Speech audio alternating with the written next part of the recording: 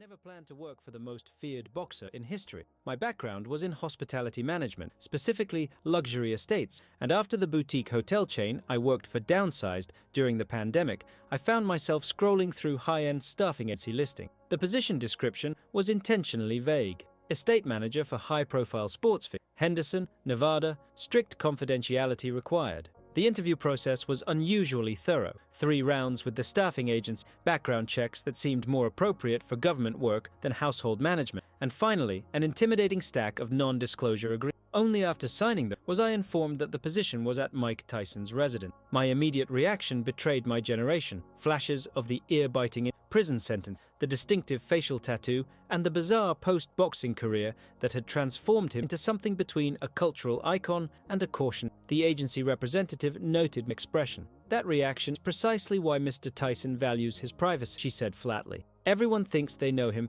based on public moments from decades ago. The household operates on absolute discretion. What happens within those walls stays there. The final interview was with Tyson's chief of operations, a former military officer named Marcus, who had overseen his household for nearly a decade. We met at a neutral location, a private room in an upscale Las Vegas restaurant. Marcus was built like a heavyweight himself, with the watchful eyes of someone who assessed threats for a living. "Let me be direct," he began after minimal pleasantry. "This isn't a typical estate management position. Mr. Tyson's relationship with the public is complex. People approach him with preconceived notions developed from headlines and highlight reels. Our job is to create an environment where he doesn't have to navigate those projections within his own home." He studied my reaction, continuing, "The hours are irregular. The household must adapt to Mr. Tyson's schedule and needs, which can change without notice. There will be high-profile visitors, sometimes controversial. You'll need to manage these situations with discretion and without judgment." "I understand,"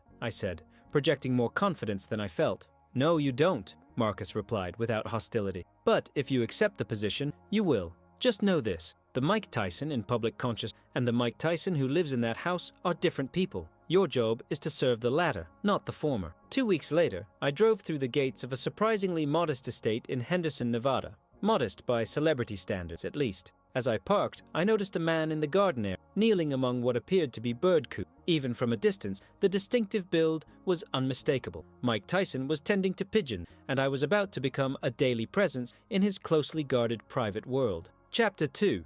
First Impression. My first official day began with a comprehensive tour of the property conducted by Marcus. The estate was substantial but not ostentatious. A primary residence with guest quarters, a fully equipped gym, a meditation garden, and extensive grounds that included several specialized structures for Tyson's beloved pigeon collection. What struck me immediately was the absence of boxing memorabilia. No gloves in display cases, no championship belts on the walls, no framed magazine covers celebrating knockouts. The interior was instead filled with books, thousands covering history, philosophy, religion, and biography, along with artifacts from various historical periods and cultures. "Mr. Tyson typically rises early," Marcus explained as we walked through the kitchen. "He follows specific nutritional protocols that vary depending on his training and speaking skills. You'll receive daily updates about dietary requirements." As we completed the tour, Marcus's phone buzzed. He checked it and nodded. "Mr. Tyson will see you now. Remember, direct eye contact, honest responses,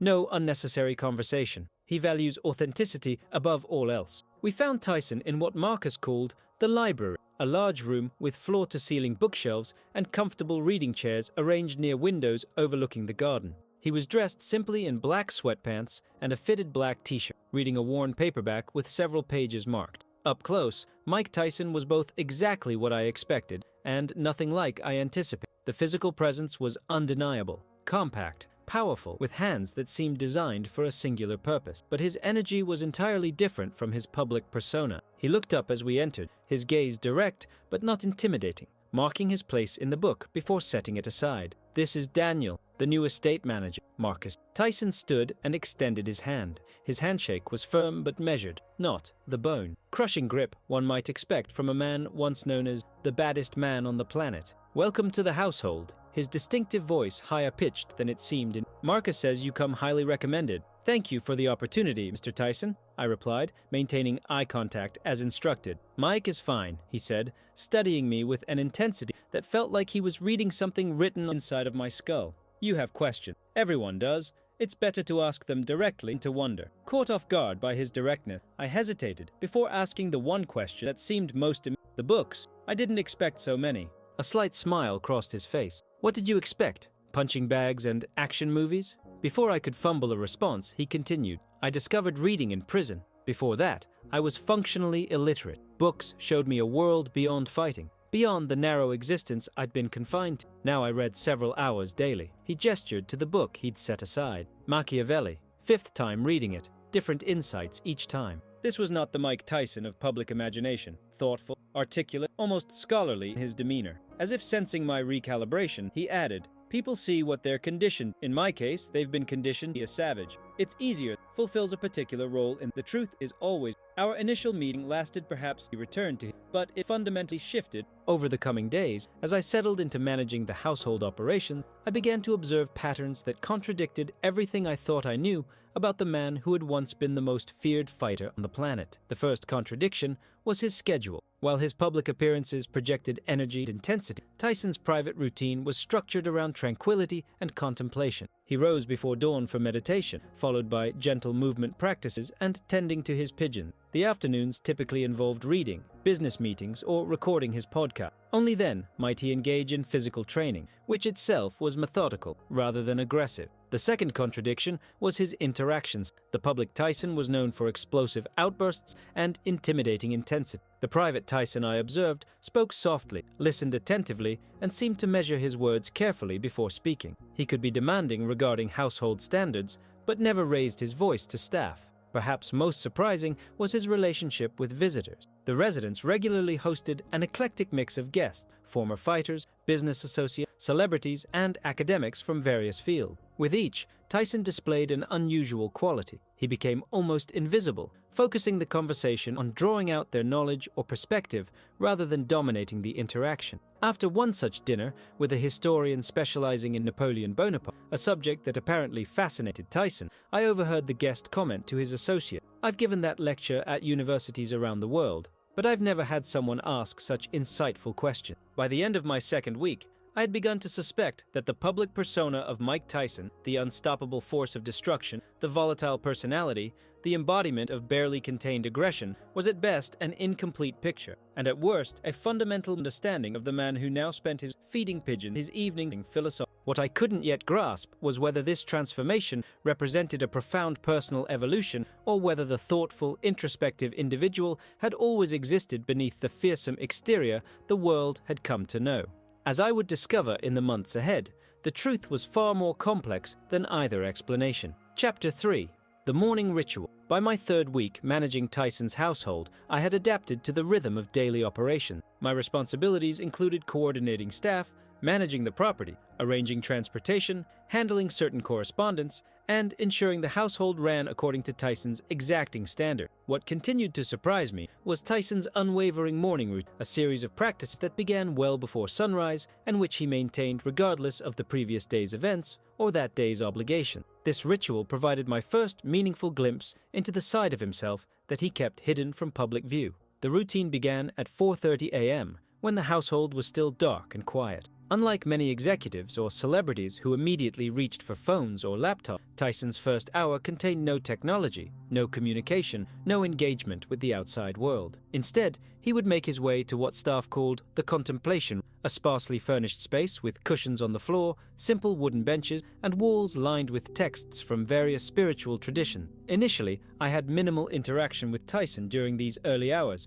glimpsing routine only when household matters required early attention. But one morning, when an urgent situation, the security sim, required his authorization, I had to interrupt his practice. I knocked softly on the door and entered to find Tyson seated cross-legged on the floor, eyes closed, hands resting on his knees. The room was illuminated only by natural light, beginning to filter through eastern-facing window. He opened his eyes as I entered, his expression calm rather than annoyed at the interruption. After addressing the security issue, I apologized for the disturbance and turned to leave. To my surprise, he spoke. "You're curious about this practice. Not a question, but an observation." I acknowledged that I was. Most people think stillness is passive, gesturing to the cushion across from. It's not. It's the most active thing I do all day. When I hesitated, he added, "Sit for 5 minutes. Experience it yourself."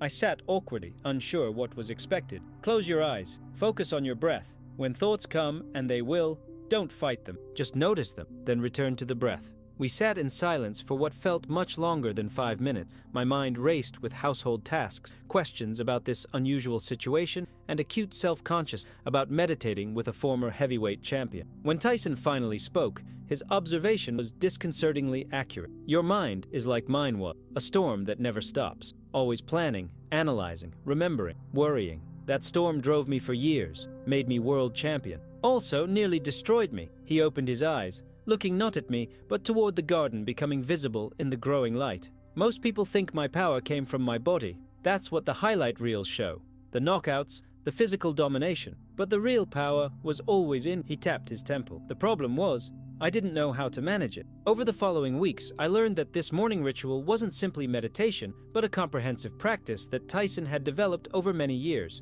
It began with seated meditation, followed by what he called gratitude lit, systematically acknowledging specific aspects of his life with genuine appreciation. Next came journaling, then reading from philosophical or spiritual texts. The final component was physical, gentle movement practice derived from Tai Chi Qigong. The entire sequence took approximately 2 hours and concluded just as the household began stirring to life.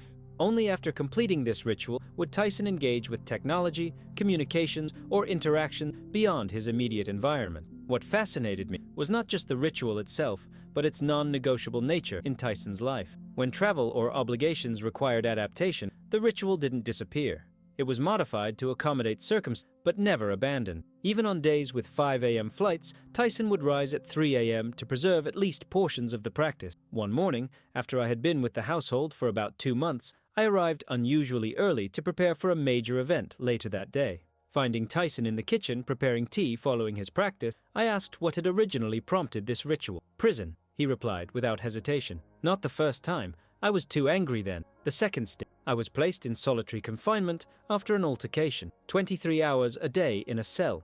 You either go insane from the isolation or you learn to go inward. He described how a prison librarian had given him books on meditation and Eastern philosophy. I was skeptical, thought it was all mystical nonsense, but I had nothing but time, so I tried it. First day, I couldn't sit still for 30 seconds. My mind was chaos, rage, resentment, fear, all cycling endless. Tyson explained how he gradually extended his practice from minutes to hours. It was the first time I'd ever looked directly at my own mind. What I saw terrified me. The violence wasn't just physical, it was psychological. I was at war with myself, had been since childhood. The ritual had evolved after his release, incorporating elements from various traditions he studied. People think discipline is about forcing yourself to do difficult things, he observed. Real discipline is creating a practice that sustains you so completely that you're drawn to it rather than having to force it. What struck me most about this morning ritual was how fundamentally it contradicted the public perception of Tyson. The man who had been defined by explosive violence and volatility began each day with 2 hours of intentional stillness and contemplation. The fighter known for overwhelming opponents in minutes had developed a practice that required sustained patience and subtle awareness. This wasn't simply a reformed fighter who had found peace. It was someone who had discovered that the same intensity that had made him destructive could, when properly channeled, become constructive, that the power which had once been directed outward could be directed inward with transformative results. As the months progressed, I came to understand that this morning ritual wasn't peripheral to Tyson's life.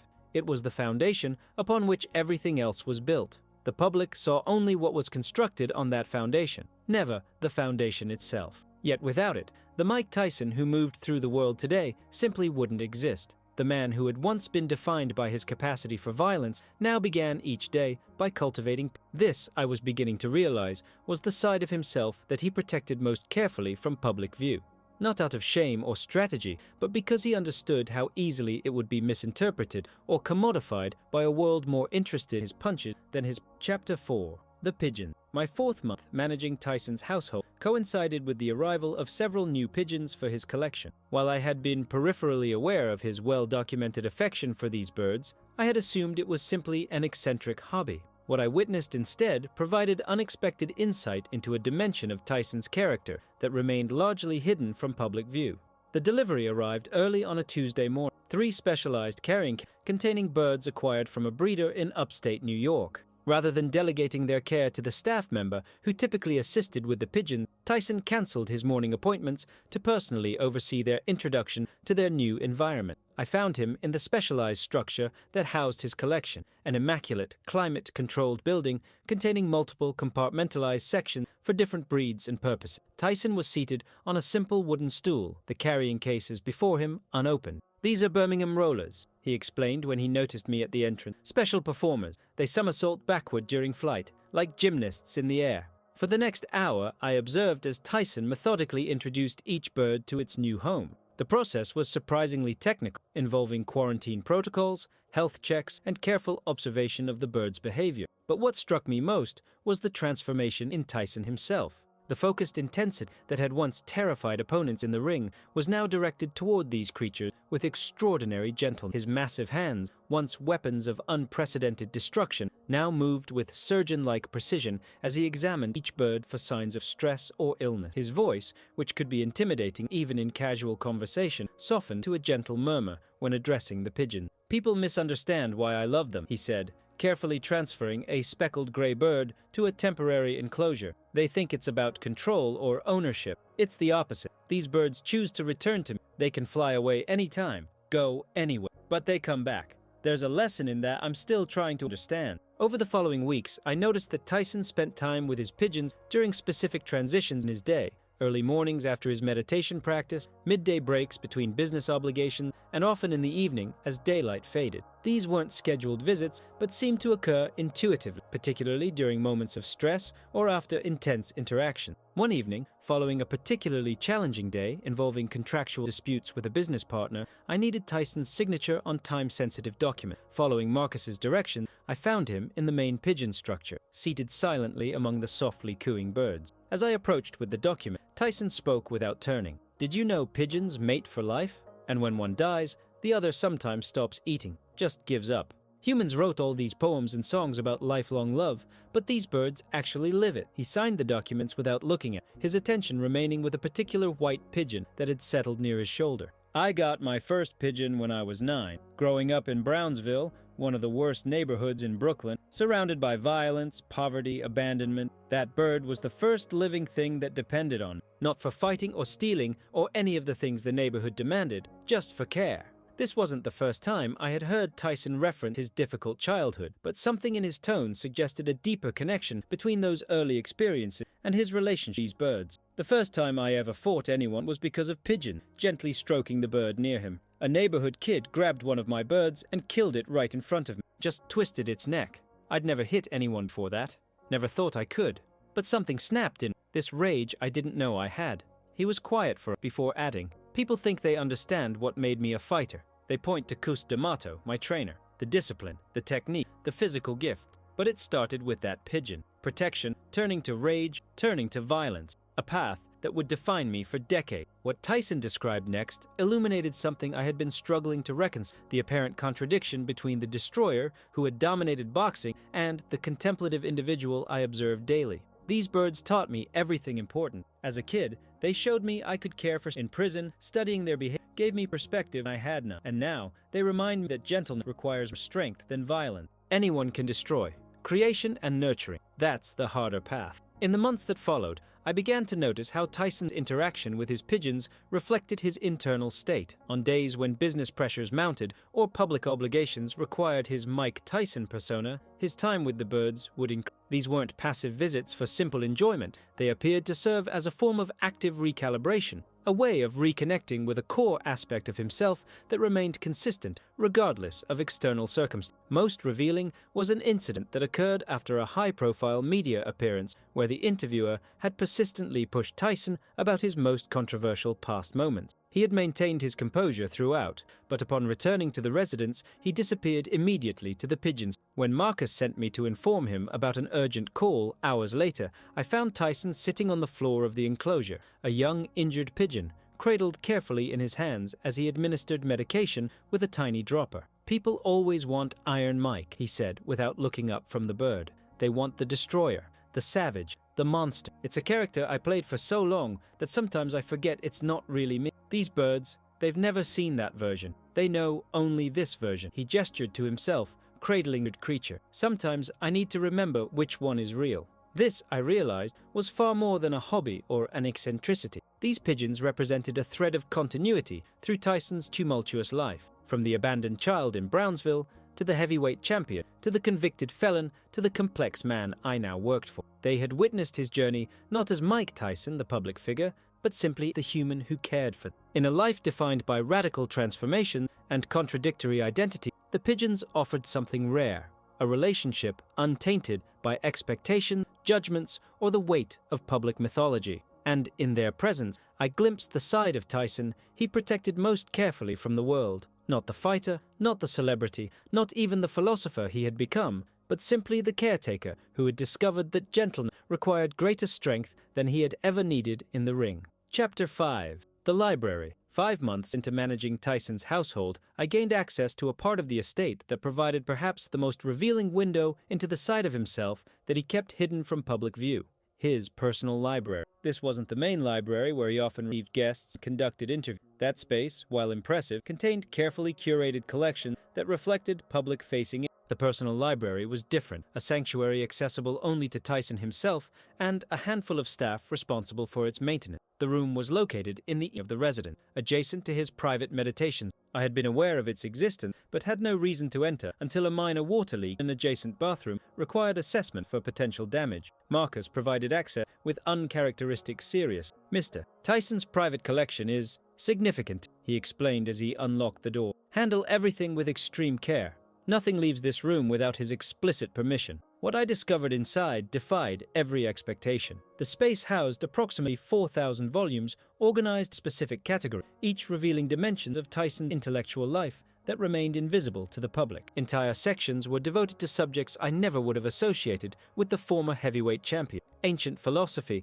religious mysticism, ornithology, military strategy, linguistic theory, and extensive collection of poetry and literary classics. Most striking were Tyson's personal annotations. Nearly every volume contained his handwritten notes, not casual observation, but detailed, thoughtful engagement with the text. Margins filled with questions, connections to other works, agreements and disagreements with the author's perspective. This wasn't passive consumption, but active intellectual dialogue. While supervising the maintenance work, I couldn't help but notice a particularly extensive section devoted to philosophical texts. Everything from ancient Greek and Roman Stoicism to Eastern tradition to contemporary phenomenology. Many volumes showed signs of multiple readings, cracked spines, dog-eared pages, extensive annotations in different colored inks representing different periods of engagement. As I carefully returned a volume of Marcus Aurelius's Meditations to its precise location, Tyson himself entered. I immediately apologized for the intrusion, explaining the maintenance situation. "No need to apologize," he said, scanning the space as if checking that everything remained in its proper place. "Books are meant to be touched. They die without human contact." When I commented the extensive collection, Tyson's response revealed an aspect of his relationship with knowledge that I found deeply poignant. "I started collecting seriously in my 20s, he explained, height of my career. Couldn't really read them then, functionally illiterate, but I knew they contained something I needed. Would have people read to me, mostly just stared at them, feeling incomplete." He ran his hand along a shelf of philosophy. "After prison, reading became everything. I realized I'd been hungry my whole life, without knowing what I was hungry for. These books, they fed something that money, fame, even championship belts never touched." Over the coming weeks, as we dealt with the minor repair work, I gained Tyson's permission to catalog certain sections of the collection for insurance purposes. This task provided insight into how systematically he approached his intellectual development. The books weren't organized by standard library classifications, but according to what Tyson called conversational clusters, groupings where different authors and traditions seemed to be in dialogue with each other across time and culture. Military strategists were shelved alongside game theorists and certain spiritual texts, creating connections that reflected Tyson's integrative thinking. Most revealing was his personal cataloging system. Each book contained a small code inside the cover indicating when he had first read it, how many times he had revisited it, and key concepts he had extracted. Some volumes contained dozens of revisitation dates spanning years, showing an ongoing relationship with texts that had shaped his thinking. One evening, while I was completing the catalog, Tyson entered and began browsing the shelves himself. After selecting several volumes, he noticed my interest in his selection process. "I'm preparing for a podcast interview," he explained, refreshing my understanding of specific concepts so I can articulate them clearly. This offhand comment revealed something significant. Tyson's public appearances, which often seemed casual or spontaneous, were frequently the result of extensive preparation and study. The philosophical references he dropped in interviews weren't performative displays, but reflected genuine engagement with ideas he had been exploring for years. As we discussed his selection, which included works by Nietzsche, James Baldwin, and Sun Tzu, Tyson shared insights about his intellectual journey that transformed my understanding of the man I worked for. People think I started reading to rehabilitate my image after prison. That's backward. Reading rehabilitated my humanity, and any public perception change was a side effect. I was spiritually and psychologically illiterate long before I learned to read words. The real deprivation wasn't educational, it was existential. He described how fighting had provided a language for expression when he lacked other vocabulary. In the ring, I could communicate. Outside it, I was trapped in my own mind with no way to translate what I experienced or believed. Books gave me that translation ability, not just to speak to others, but to understand myself. What struck me most powerfully was Tyson's description of how reading had transformed his relationship with his own past. For years, I was a prisoner of my history, the poverty, the violence, the mistakes, the self-destruction. Books showed me that personal narrative isn't fixed. We can reinterpret our past without denying or escaping it. That's real freedom. This perspective illuminated something I had observed but struggled to articulate. Tyson neither ran from his controversial past nor remained defined by it. He had developed a relationship with his own history that was simultaneously honest about its reality and liberated from its deterministic power. In the months that followed, I began noticing how Tyson's reading directly influenced his daily practice. Concept philosophical texts would appear in his business. Ideas from psychological works would inform how he engaged with his children or resolved conflicts within his. This wasn't superficial application, but deep integration of knowledge into lived experience. Perhaps most revealing was an exchange I overheard between Tyson and a prominent academic who had visited to discuss a potential collaboration. When the visitor expressed surprise at Tyson's familiarity with obscure texts in the scholars' field, Tyson's response was illuminate. People confuse education with intelligence, and both with wisdom. My formal education ended early, but my self-education never stopped. The difference is, I studied what actually mattered to me, not what someone else decided should matter. Through his library, I glimpsed the intellectual foundation that supported the public figure, a foundation far more extensive and sophisticated than most would ever suspect. The man who had once been defined by physical prowess had developed an inner life of remarkable depth. Not as a counterpoint to his fighting career, but as its natural evolution. The world knew Mike Tyson, the knockout artist. Few would ever fully appreciate Mike Tyson, the philosopher, the scholar, the seeker, not because he concealed these aspects, but because they contradicted the more marketable narrative of the reformed barbarian or the cautionary tale.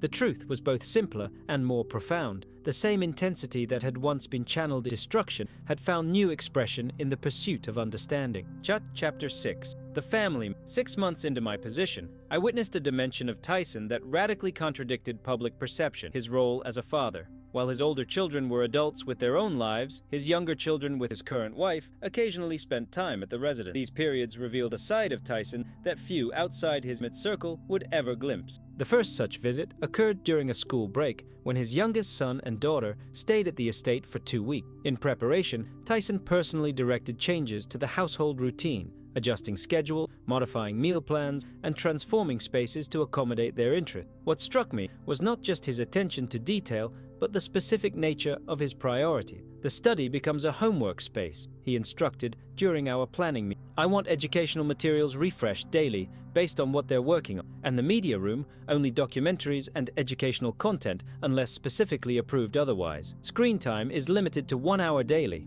These weren't the indulgent arrangements one might expect from a celebrity parent compensating for limited time with children. They reflected a thoughtful, structured approach to parenting that prioritized development over entertainment. Most revealing was the transformation in Tyson himself when his children arrived. The intensity that characterized his business interactions and public appearances gave way to something I never expected: extraordinary patience. With his children, Tyson operated on a completely different time scale. never rushing conversations, allowing them to express themselves fully and responding to their needs with unhurried attention. One evening, I entered the kitchen to address a scheduling matter and found Tyson helping his daughter with math homework. What I witnessed wasn't a father providing answers, but engaging in a Socratic process, asking questions that guided her toward insight, celebrating her reasoning rather than just correct solutions. "How did you approach that problem?" he asked, when she solved a particularly difficult equation. "Walk me through your thinking." As she explained her process, he listened with the same focused attention I had seen him give to business presentations or philosophical discussions. When she finished, his response was revealing.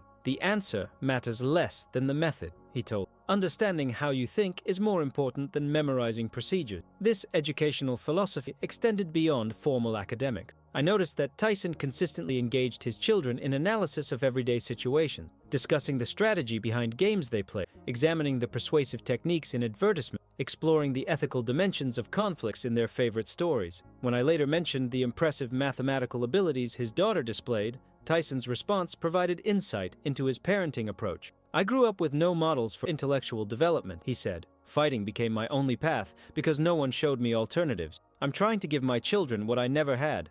Not just resources, but frameworks for understanding the world. Not just education, but intellectual confidence." This commitment to developmental parenting manifested in daily rituals that structured family time. Each morning began with what Tyson called growth hour, a period where each family member, including Tyson himself, would share something they were learning or a skill they were developing. Evenings often concluded with reflection practice where they discussed challenges faced, lessons learned, and questions that had emerged throughout the day. Most surprising was Tyson's approach to his own public image in relation to his children. Rather than shielding them entirely from his controversial past, he had developed age-appropriate ways to address it directly, neither minimizing his mistakes nor allowing them to define him completely. I witnessed this firsthand when his son returned from school, upset after classmates had shown him video clips of Tyson's most violent moments in the ring and his most controversial incidents outside it. Rather than dismissing the situation or offering platitudes, Tyson engaged his son in an honest conversation.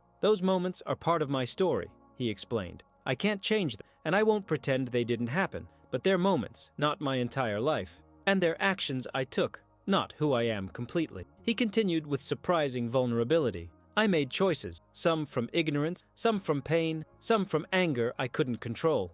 Understanding why doesn't excuse them, but it helps prevent repeating them. That's why I talk with you about managing emotion, about thinking before acting, about consequence." What struck me most powerfully about this exchange was how it illustrated Tyson's evolved relationship with his own past. He neither ran from it nor remained trapped by it. Instead, he had integrated it into a larger narrative of growth and transformation, using his own mistakes as teaching rather than shameful secrets. This approach extended to how he handled privilege and celebrity in his children's lives. Unlike many wealthy parents who insulated their children from consequences, Tyson created structured environments where his children encountered appropriate challenges and learned to navigate them independently. "Growing up with nothing taught me resourcefulness," he once explained when discussing his parenting philosophy. "Growing up with everything can teach entitlement unless you're intentional about creating boundaries and expectations." These boundaries were evident in how he handled his children's requests and behaviors. Material goods were never provided without thoughtful consideration of their purpose and impact. Achievements were celebrated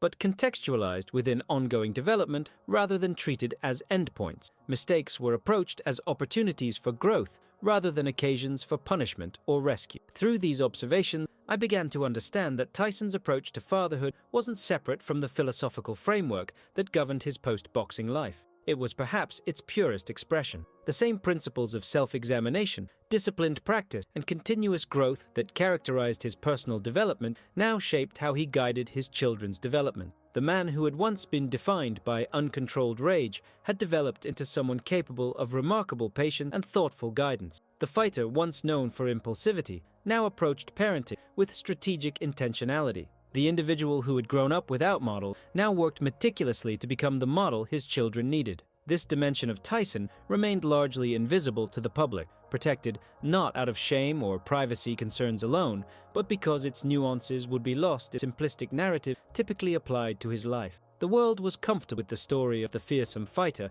or the reformed sinner. There was less space for understanding the thoughtful father who had developed sophisticated approaches to guiding his children's intellectual and emotional development. Yet in many ways, this hidden dimension revealed more about who Mike Tyson had become than any public appearance or documentary ever could. Chapter 7. The Business Mind. 7 months into managing Tyson's household, I gained unexpected insight into a dimension of his life that contradicted public perception: his approach to business. While media narratives often reference his financial troubles, the bankruptcy following career earnings of over $300 million, the failed investment, the exploitation by former managers, what I observed was someone with a sophisticated understanding of business fundamentals and a methodical approach to entrepreneurial venture. My first glimpse of this dimension came when I was asked to prepare the residents for a quarterly strategy for Tyson's cannabis. Rather than the casual, celebrity-fronted operation I had assumed, what unfolded was a rigorous business review with detailed financial analyses, market projections, and strategic planning. Most revealing was Tyson's engagement with the material. He wasn't a figurehead deferring to experts. He actively challenged assumptions, requested clarification on financial minutiae, and demonstrated comprehensive knowledge of industry dynamics. His questions revealed someone who had developed genuine business acumen rather than merely lending his name to others' venture. Expected margin compression in Q3 concerns me, he noted while reviewing financial projections. Are we accounting for increased competition from multi-state operators entering our key market? When an executive began explaining market conditions in oversimplified terms, Tyson interrupted politely but firmly. I understand the basic market dynamics. What I'm asking about is our specific vulnerability given our current capital structure and inventory position. This wasn't performative engagement, it was the behavior of someone who had developed genuine expertise. As the meeting progressed, I realized that Tyson wasn't just involved in his business venture, he was actively driving their strategic direction based on carefully developed knowledge and perspective. Following the meeting, Tyson noticed my surprise at the technical nature of the discussion. You expected something different, he observed. A statement, not a question. I didn't expect that level of financial detail, I admitted. Tyson nodded. Most people think I just show up, take pictures, and cash checks. That narrative serves certain purpose. Reality is always more complicated. Over the following weeks, I began noticing how Tyson's business activity integrated into his daily routine. Early mornings often included reviewing financial reports before his meditation practice. Afternoons frequently involved calls with business partners, investors, or operational teams. Evenings sometimes included studying industry research or analyzing competitive landscape documents. Most striking was a consistent pattern. Tyson applied the same philosophical frameworks that guided his personal development to his business decisions. The principles of stoicism that informed his emotional regulation also shaped his approach to market volatility. The strategic thinking he had studied in military texts influenced his competitive positioning. The psychological insights from his extensive reading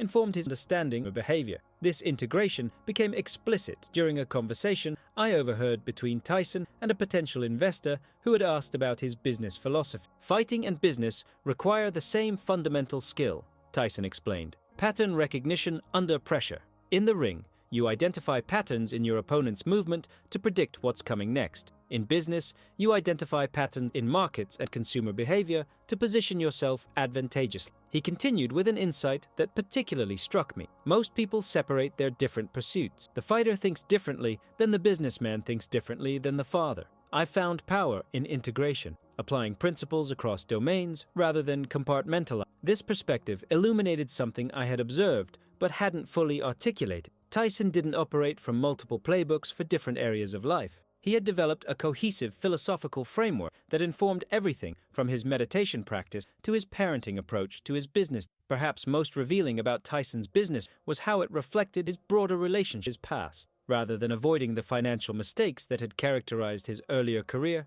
he had studied them systematically, extracting lessons and developing specific countermeasures against their recurrence. During one business review, I observed as Tyson questioned a proposed contract structure with unusual specificity. After the meeting, he explained the origin of his concern. That arrangement had the same fundamental flaw as a deal that cost me millions in 1995, he noted. Different industry, different people, same structural problem, misaligned incentives hidden beneath complex payment terms. I didn't have the knowledge to see it then. Now I do.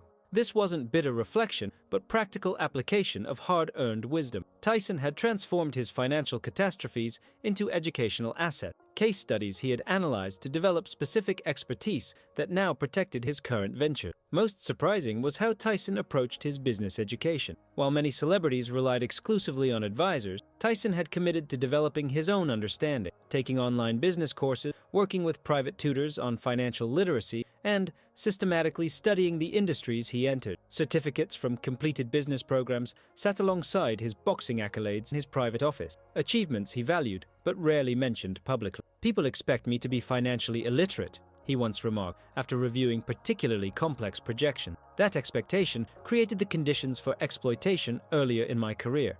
Now it creates the conditions for underestimation, which has its own strategic advantage. This comment revealed something significant about Tyson's relationship with public perception. He was acutely aware of the narrative surrounding him, and sometimes strategically allowed misperceptions to persist when they served specific purposes. The world's assumption of his business naivety created opportunities that would disappear if his actual capabilities were widely understood. 8 months into my position, I had come to recognize that Tyson's business activities weren't separate from his philosophical evolution, but a natural extension. The same intensity, once directed toward physical dominance, had been rechanneled into intellectual mastery of complex business. The same strategic thinking, once applied to opponents in the ring, now focused on market positioning and competitive advantage. Most importantly, I understood that the public narrative about Tyson's financial journey, from unimaginable wealth to bankruptcy to partial recovery, missed the most significant aspect of that story: the development of genuine business intelligence and strategic capacity that had occurred through that process. The fearsome fighter had evolved into a thoughtful entrepreneur, applying the same dedication to understanding business fundamentals that he had once applied to mastering boxing. And like many aspects of his post-boxing development, this dimension remained largely hidden from public view. Not because Tyson concealed it, but because it contradicted the simpler narratives that both media and audience preferred to maintain. Chapter 8. The vulnerability. 9 months into managing Tyson's household, an unexpected situation revealed perhaps the most carefully guarded dimension of his private self: his relationship with vulnerability. While his public persona had evolved from intimidating fighter to philosophical elder statesman, both versions projected strength and certainty. What I witnessed during a particularly challenging period showed something entirely different: a carefully hidden fragility that fundamentally recontextualized my understanding of the man. The situation began with news that someone from Tyson's past, a figure associated with particularly difficult periods of his life, was publishing a tell-all account containing potentially damaging revelations. While the household staff was instructed to shield Tyson from media coverage of the developing story, the impact was immediately visible in subtle changes to his behavior. His morning meditation sessions extended from their usual 2 hours to nearly 3. His normally moderate consumption of cannabis increased noticeably. His engagement with staff became more distant, his responses more abbreviated. Most telling was his increased time with the pigeon, hours spent in near silence among the birds, particularly in the early mornings and late evenings. 5 days into this period, I was working late in my office when I heard unusual sounds from the direction of Tyson's library. Marcus was off property, and security protocols dictated investigation of any unexpected activity. What I found was Tyson alone, surrounded by journals and photographs spread across the floor, a glass of mineral water. He had been completely sober for years, in hand, his expression unguarded in a way I had never witnessed. He looked up as I entered, and I immediately apologized for the intrusion, explaining the security protocol. "It's fine," he said, his voice lacking in measured quality. "Actually, since you're here, can you bring me the red journal from the third shelf, the one marked 9798? When I returned with the requested item,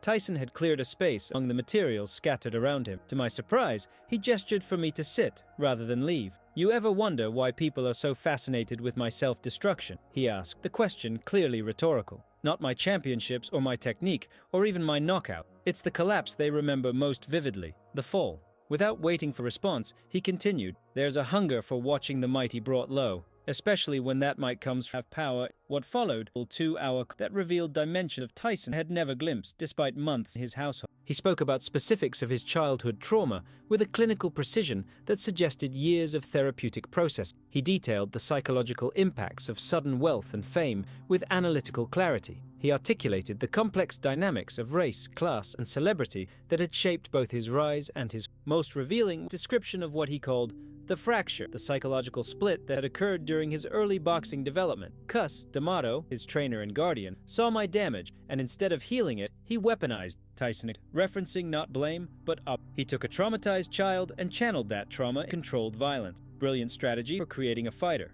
Catastrophic approach for developing a human being. He described how this weaponization had created a divided self, the fearsome Iron Mike persona that dominated opponents and intoxicated audience, and the unhealed child beneath who remained fundamentally vulnerable despite the fearsome exterior. The persona took over because it worked so well, Tyson continued. It won fights, it made money, it attracted women. It seemed to solve everything except the underlying fracture, which just kept widening until collapse was inevitable. What struck me most powerfully was Tyson's relationship's vulnerability. There was no self-pity and reflection, no deflection of responsibility for his action. Instead, there was something more nuanced, a philosophical integration of his contradictory aspects into a more complete self-understanding. Most people think strength means absence of vulnerability, he observed. That's what I thought for decades. But real strength is fully acknowledging vulnerability without being controlled by it.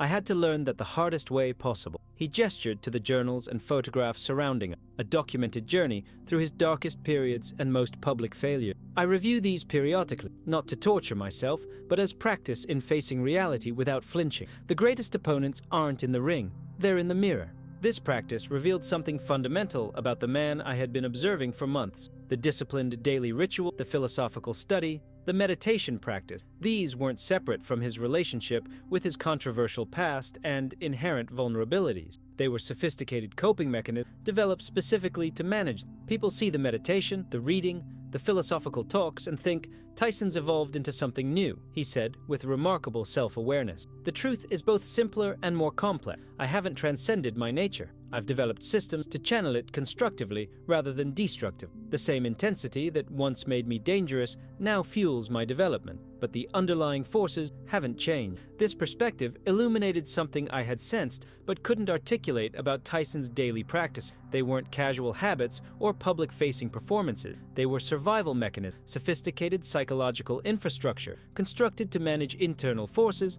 that had once been profoundly destructive. As our conversation continued into the early morning hours, Tyson shared insights about vulnerability that contradicted everything associated with his public image. The biggest lie I told myself was that vulnerability was weakness. Spent decades running through aggression, through women, through substance, through spending, through anything that would numb or distract. The most challenging thing I've ever done wasn't becoming heavyweight champion. It was finally turning toward the vulnerability instead of away from it. What Tyson described wasn't the stereotypical tale of an athlete hitting bottom and finding redemption. It was a more nuanced journey of someone gradually developing the psychological capacity to integrate aspects of himself that had previously been split: the fearsome warrior and the vulnerable child, the philosophical thinker and the destructive force, the disciplined practitioner and the chaos beneath the discipline. As dawn approached and our conversation naturally concluded, Tyson carefully returned the journals and photographs to their proper storage. His final comment stayed with me long afterward. The world wants Iron Mike, the indestructible force, the fearless warrior. That version makes for better marketing, better documentary, clearer narrative. The reality that I'm as broken as I am strong, as vulnerable as I am powerful, doesn't fit the story. So I keep that reality private, not because I'm ashamed of it, but because few would understand its true significance. In the weeks following this unusual interaction, I observed Tyson's behavior with new understanding. The methodical daily practice weren't separate from his vulnerability, but direct responses. The philosophical study wasn't academic exercise, but practical psychological tool. The physical discipline wasn't performance, but necessity, creating external order to manage internal complexity. 10 months into my position, I recognized that perhaps the most carefully protected aspect of Tyson's private self was not some hidden strength or capacity, but precisely the opposite, a fundamental vulnerability that contradicted everything his public image represented. And the true achievement of his post-boxing life wasn't that he had eliminated this vulnerability, but that he had developed sophisticated methods for acknowledging and integrating it without being defined or destroyed by it. The fighter, once famous for his invulnerability, had built his current life around a hard-won understanding of his own inherent fragility. This, more than anything, represented the side of himself that remained hidden from the world, not out of shame, but because its nuances contradicted the simplified narrative that public discourse demanded. Chapter 9. The Legacy Concern. As my year managing Tyson's household approached its final months, I witnessed increasing evidence of what appeared to be his deepest private preoccupation, his concern about legacy. While public appearances and media projects suggested someone at peace with his complex history, private conversations and unguarded moments revealed a more nuanced reality. a man deeply engaged in trying to understand how his contradictory life would ultimately be remembered and interpreted. This dimension first became apparent through changes to Tyson's personal archiving practice. I had been peripherally aware that he maintained extensive records, journals, correspondence, photographs, and recordings, documenting his life journey. What changed was the intensity with which he began organizing and annotating these materials, often spending late evening in his private study, sorting through decades of documentation. My direct insight came when I was asked to assist with a specific archiving project, digitizing particular journals from what Tyson called his transition period between his release from prison and his retirement from boxing. The task required careful handling of fragile handwritten journals, creating high-resolution scans while maintaining their organizational structure. What struck me immediately was the nature of these writings. They weren't simple training logs or daily activity, but profound philosophical wrestling, raw, sometimes meandering explorations of identity, purpose, regret, and aspiration. Many entries contained questions rather than statements, revealing someone actively struggling to make meaning of his experiences rather than simply recording them. One evening, while I was completing a scanning, Tyson entered the study and noticed my work. Rather than simply checking on progress, he settled into a chair nearby and began providing context for the materials I was handling. Those journals track the most confusing period, he explained. I'd lost the structure that boxing provided, lost the identity that had defined me, lost the certainty about who I was supposed to be.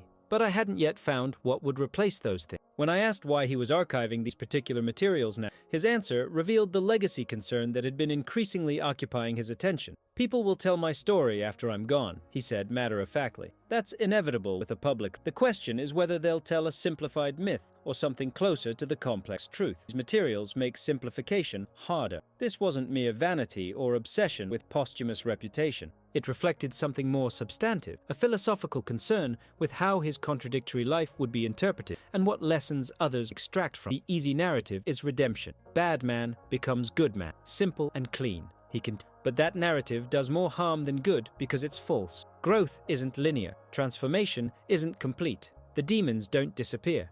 You just develop better relationships with them. Over the following weeks, I began noticing how this legacy concern manifested in Tyson's daily activities and decisions. He became increasingly selective about which public appearances he accepted, often declining highly paid opportunities that would have reinforced simplified narratives about his life. His podcast guests shifted toward more substantive thinkers and away from celebrities or entertainment figures. Most revealing was a conversation I overheard between Tyson and his longtime friend and manager, Harlan, regarding a major documentary project that had been proposed by a prominent director. The money's exceptional, Harlan noted, and they're offering complete creative approval. That's the problem, Tyson replied. They want me to approve their version of my story. They've already decided what narrative they're selling. Savage Fighter finds redemption through suffering. Isn't that essentially accurate? Harlan asked. It's partially accurate, which makes it more dangerous than a complete lie, Tyson explained. It suggests transformation is an event rather than a process. It implies that suffering automatically leads to wisdom rather than sometimes just creating more dysfunction. It oversimplifies everything in service of a neater story. This exchange illuminated something fundamental about Tyson's relationship with his own narrative. He wasn't simply concerned with how favorably he would be portrayed, but with the philosophical accuracy of how his journey would be interpreted. The legacy he seemed most concerned with wasn't his boxing or even his personal redemption, but the authenticity with which his full contradictory humanity would be understood. This concern extended beyond media portrayals to his direct relationship. I noticed increasing instances where Tyson engaged in deep conversations with his older children about specific periods of his life, not whitewashing difficult, but providing context and perspective that would help them interpret his journey after he was gone. Perhaps most significant was a project he undertook largely out of public view, recording extensive conversations with various people who had known him at different life stages, childhood friends from Brownsville,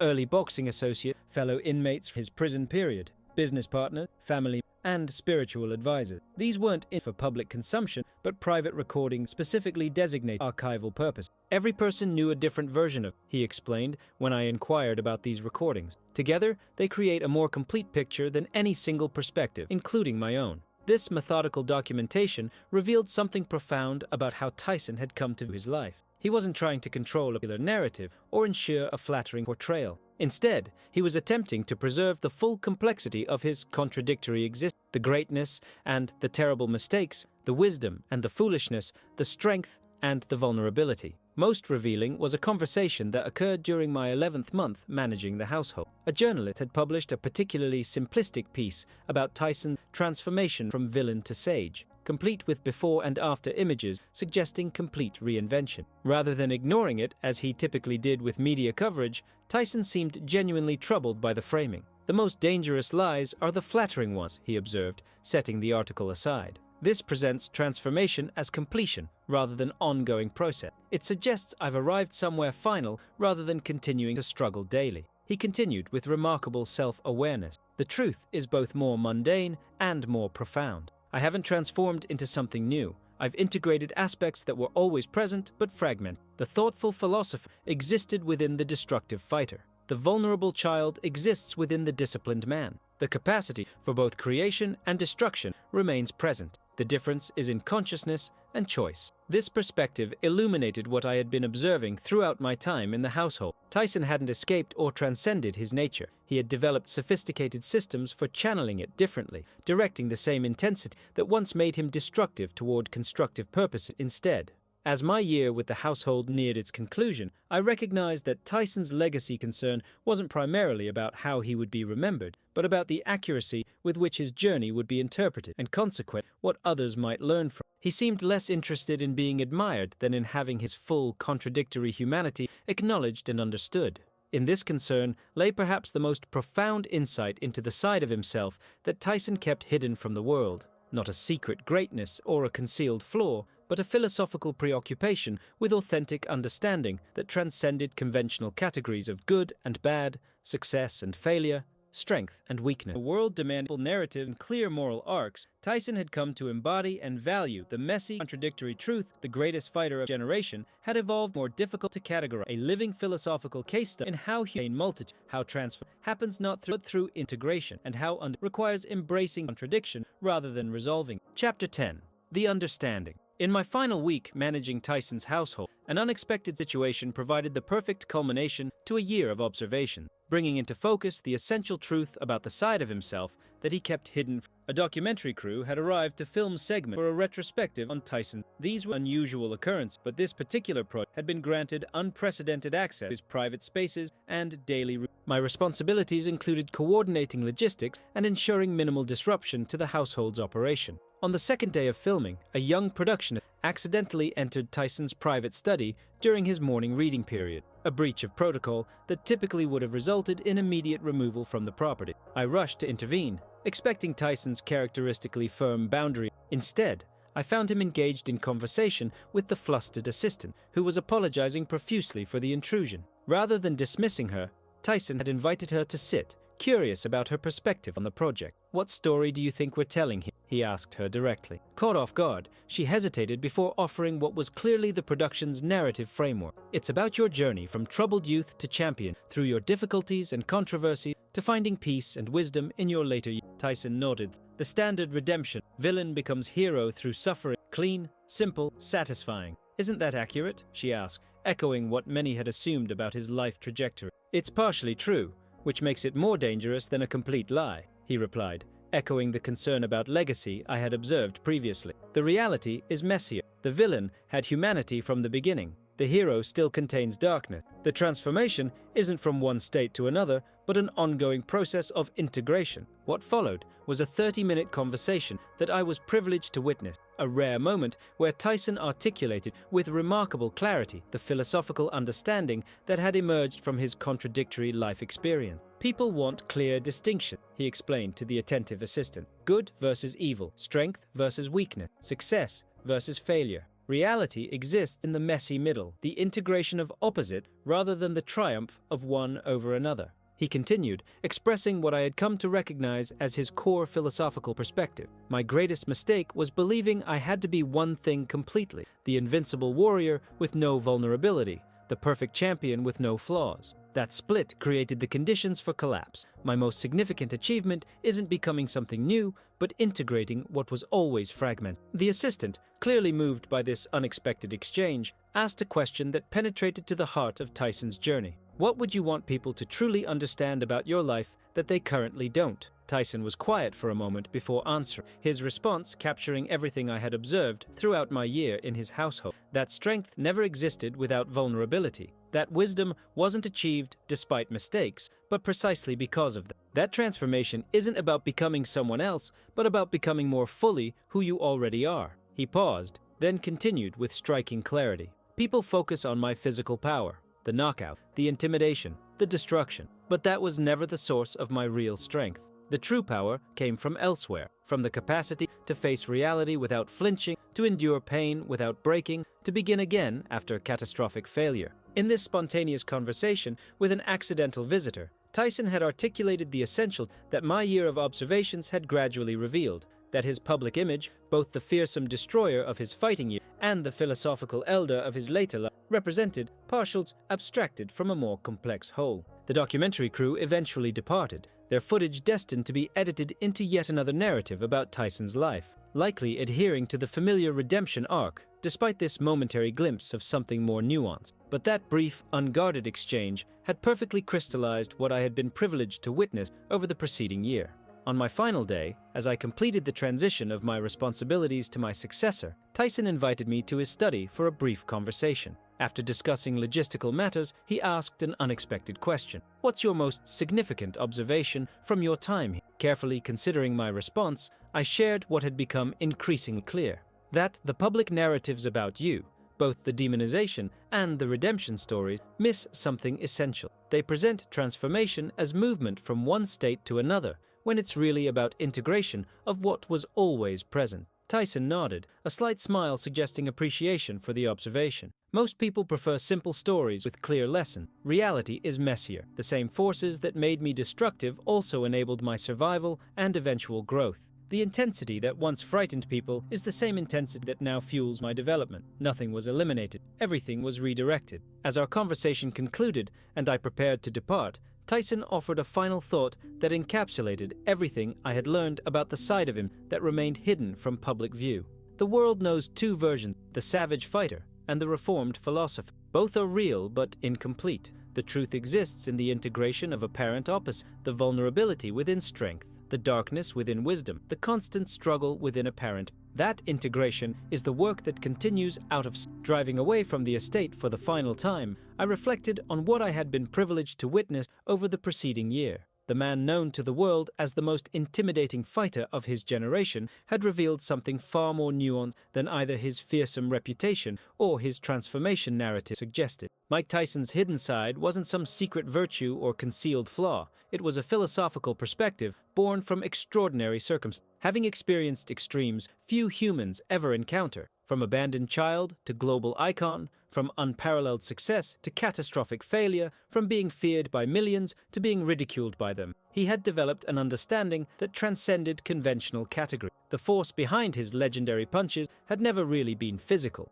It emanated from something deeper, the same intensity that now fueled his philosophical exploration, his business ventures, his parenting approach, and his daily discipline. Nothing had been eliminated or transcended. Everything had been integrated and redirected. And perhaps this was the most profound insight of all. That transformation doesn't come from escaping or overcoming our nature, but from developing the consciousness to channel it differently, directing the same fundamental forces toward creation rather than destruction, integration rather than fragmentation, understanding rather than judgment. The greatest fighter of his generation had evolved into something more complex than either villain or sage. A living embodiment of the hard-won wisdom that our greatest strengths and our deepest vulnerabilities are not opponents, but essential partners in the ongoing process of becoming fully human.